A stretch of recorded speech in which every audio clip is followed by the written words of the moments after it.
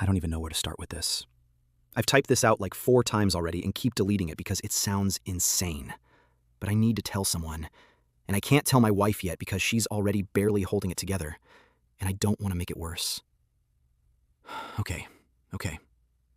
3 weeks ago, I found out someone had been living in our house. Not before we moved in. While we were there. For months. While we slept. While my 4-year-old daughter slept. And I have proof. That's the thing. I have actual proof. And I still can barely believe it. Let me just start from the beginning. Me and my wife Rachel bought this house last October. It's an old Victorian about 40 minutes outside Pittsburgh. Total fixer-upper. Been empty for almost 2 years. Previous owner was an elderly woman who went into assisted living and then passed. Her kids just wanted it gone, so we got it cheap. We were so excited. Like, embarrassingly excited. We'd been renting this cramped apartment for 6 years and finally had enough for a down payment after Rachel's mom passed and left us some money. Lily, that's our daughter, she's 4, she had never had a backyard before. We kept walking through the empty rooms, talking about what we'd do with each one. It felt like our life was finally starting.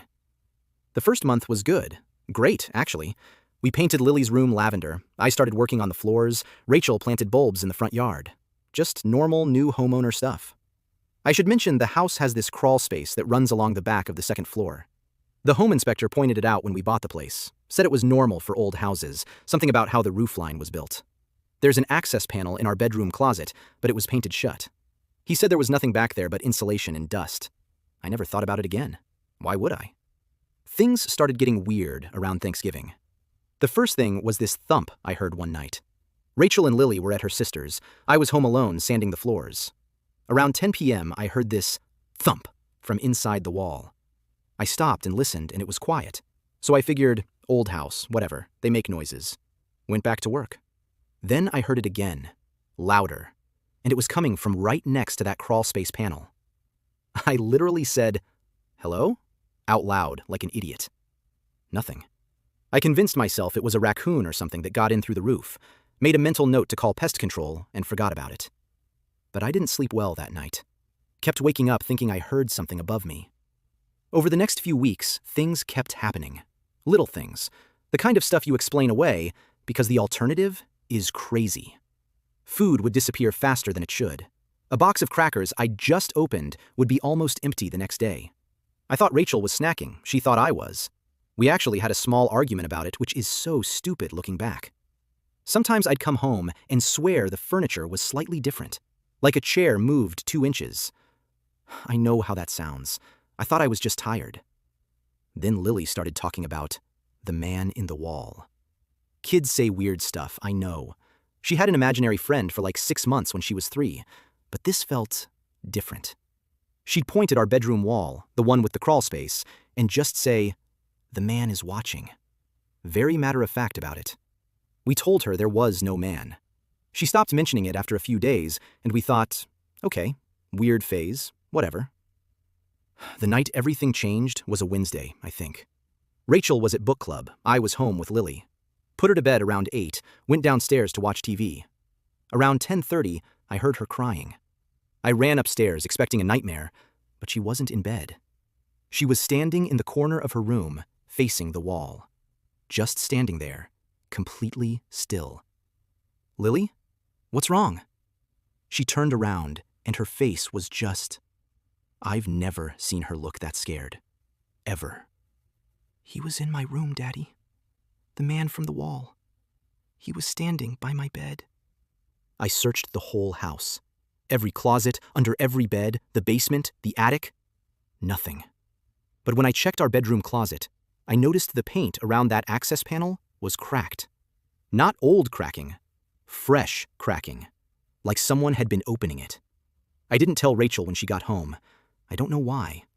I just held Lily until she fell asleep and then lay awake until morning, listening to every sound in that house.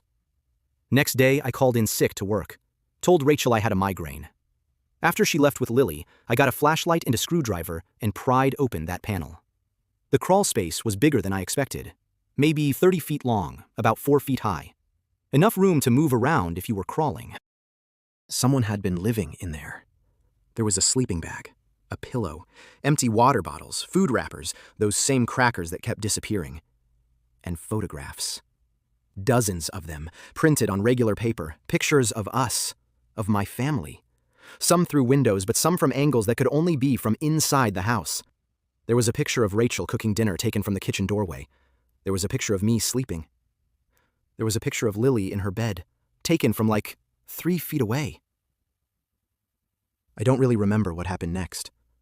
I think I just sort of ended up in the driveway.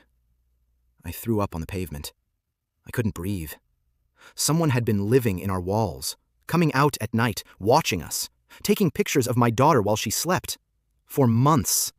I called 911. The cops came, took everything, asked me a million questions. The detective kept saying, "in all my years," and stuff like that. They found things I missed.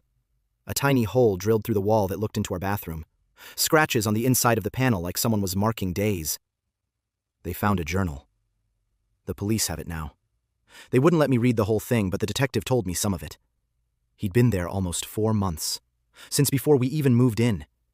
He used to watch the old woman before she went to the nursing home. Then he just stayed when the house was empty. When we moved in, he just kept staying. He wrote about us. He wrote about watching us. He wrote about coming into Lily's room at night to watch her sleep. Just to be close to someone, is what he wrote. I'm sorry. I need a minute. They caught him about a week later. He'd moved on to another house across town. Different family, same setup, living in their walls. His name was Darren something, 41. History of breaking and entering, but nothing violent. The detective called him a non-confrontational intruder, like that was supposed to make me feel better. He never hurt anyone. Physically. Everyone keeps telling me that like it helps. Like my daughter doesn't wake up screaming. Like my wife can close her eyes without seeing those photos. We didn't go back to the house. Rachel's brother grabbed our stuff while we stayed in a hotel. We're renting a townhouse now. No attic, no basement, no crawl space. Lily's in therapy. Rachel's in therapy. I should probably be in therapy too. I still check closets. I tap on walls. I wake up at 3 a.m. positive I heard something, even though there's nothing there. I don't think I'll ever feel safe in a house again. But here's the thing I haven't told anyone. The thing that's actually why I'm writing this.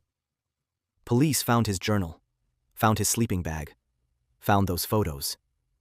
Never found his camera. Last week I was going through boxes of stuff the movers brought. Christmas decorations and random stuff from the attic. And I found a flash drive. Unmarked. Not ours. I plugged it in. Hundreds of video files, time-stamped over months. The most recent one was from 2 nights before we moved out. It wasn't filmed from the crawl space. It was filmed from inside Lily's closet. The police have it now. They're looking into it. Darren was already in custody when that video was taken, so either he had a partner, or there was someone else. I don't sleep anymore. I check every closet in this townhouse twice before bed. 3 times. It doesn't help. He was in our house for 4 months, watching us, 3 feet from where we slept, and we had no idea. How would anyone ever know? I didn't expect this to blow up. I can't respond to everyone, but thank you for the messages. To answer some questions, yes, the police checked for other access points. Yes, we have cameras now. No, I'm not giving the location because there are other families involved in the investigation. For everyone asking about Lily, she's doing better. Some days.